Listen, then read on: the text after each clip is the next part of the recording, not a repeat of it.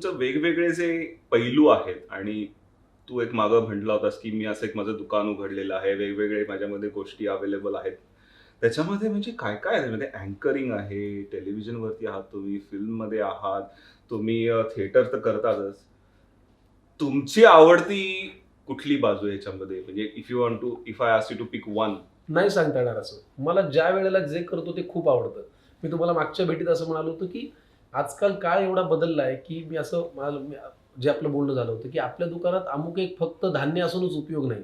थोडं साबणही ठेवायला लागतं, थोडे गहू, थोडे तांदूळ आणि काय लोकांच्या मागण्या बदलल्या आहेत. आपण का असू नये वेगवेगळ्या पद्धतीने लोडेड असा विचार करून पण ते काही ठरलेलं नाहीये, की आता मी हेही शिकीन, हेही करीन. ओघाओघात जे काही येतं ते करण्याचा प्रयत्न असतो. ते येतं असं अजूनही माझं म्हणणं नाही. प्रयत्न निश्चित आहे. पण ह्यातलं एक कुठलं निवडता येणार नाही. म्हणजे एका ड्रीम प्रोजेक्ट वरती काम करायची संधी मिळाली असेल, there is no restrictions about anything, what would नाही, यू ती चूज? किती चांगली गोष्ट आहे असं मला वाटतं. म्हणजे एक कलाकार असा सर्वांगीण जेव्हा तयार असतो, तेव्हा मला वाटतं की त्याच्यासमोरचे ऑप्शन्स पण जास्त असतात. आपल्याकडे काही हिंदी फिल्म इंडस्ट्रीसारखं रिस्ट्रिक्शन नाहीये. तिथे कसं आहे की सिनेमातले कलाकार फक्त सिनेमात दिसतात. बरोबर. थिएटर करणारे कलाकार फक्त थिएटर करतात. काही कलाकार आता फक्त वेब सिरीज करतात. फॉर्च्युनेटली मराठी कलाकारांवर तसं कुठलंही बंधन नाहीये.